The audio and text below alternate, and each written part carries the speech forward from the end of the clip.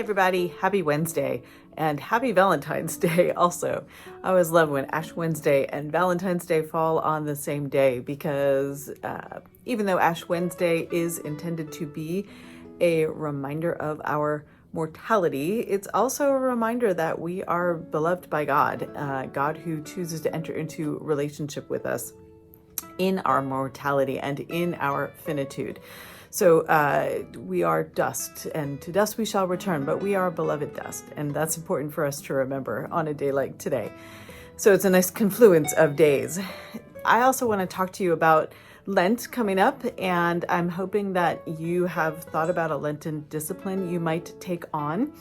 Whether or not you are able to participate in our Sunday morning book study on a book called A Different Kind of Fast, you can certainly take on some of the practices lifted up in that book. And for the first week, the practice the author invites us into is to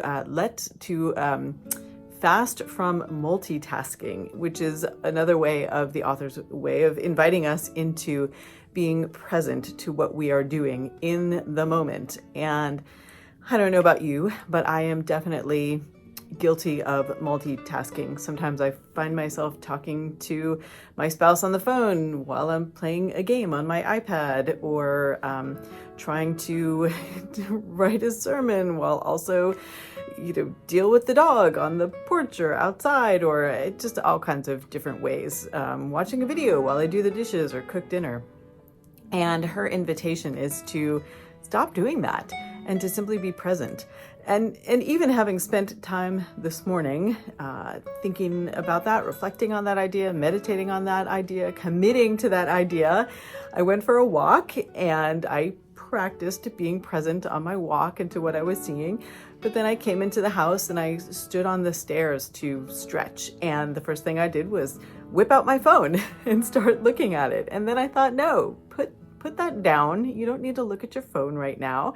And so I put it down and I was present to my body and what it felt like to stretch my calf muscle and to think about the wondrous way that our bodies are knit together by God. And so at least once today, I have managed to not multitask and to be present to what was going on with me and and around me, depending on the circumstances. And I appreciated that opportunity, and it did bring me a moment and a sense of peace.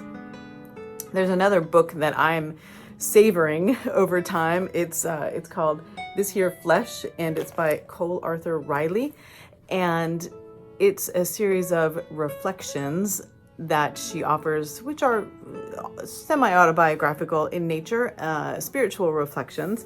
And she has a chapter on wonder in the book. And in that chapter, she says this: to encounter the holy in the ordinary, holy, H-O-L-Y, to encounter the holy in the ordinary is to find God in the liminal, in spaces where we might subconsciously exclude it, including the sensory moments that are often illegibly spiritual. And as I read that actually today also, it felt like a good way of describing that experience of being present and present to my body in that moment of stretching, and present to the world as I took a walk. To see the holy in the ordinary is another way of putting it. She writes, looking at beauty is wonderful, and mountaintop experiences are wonderful. But she also writes, more than the grand beauties of our lives, wonder, being present, is about having the presence to pay attention to the commonplace. It could be said that to find beauty in the ordinary is a deeper exercise than climbing to the mountaintop.